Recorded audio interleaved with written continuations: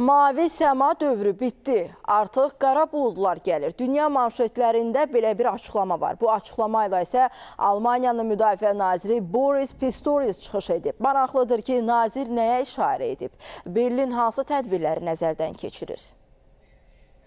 İlin ilk 4 həftəsində Bundeswehr potensial hərbiçilərə 40 mindən çox anket göndərib. Müdafiə naziri Boris Pistorius bunu Bavariyanın Rot şəhərindəki Otto Lilienthal kazarmasında 1-ci daxili təhlükəsizlik alayına səfəri zamanı açıqlayıb.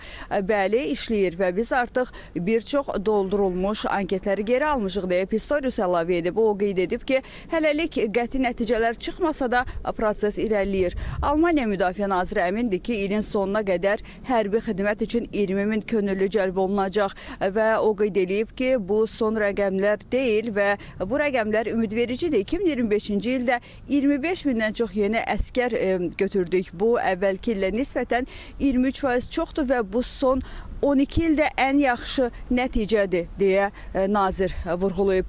Və qeyd edeyim ki, Bundeswehrin yenidən təşkilinin tam sürətlə davam etdiyini də nazir əlavə edib. Qeyd edeyim ki, yanvarın 1-də Almaniyada silahlı qüvvələrə çağırış deməli islahatı nəzərdə tutan qanun qüvvəyə mindi. Sənəd gənc Almaniya vətəndaşlarından Bundeswehrdə xidmət etmək istəklərini ifadə edən anketlər göndərmələrini tələb edir. Kişilər üçün anketləri doldurma deməli məcburidir, qadınlar üçün isə könüllüdür.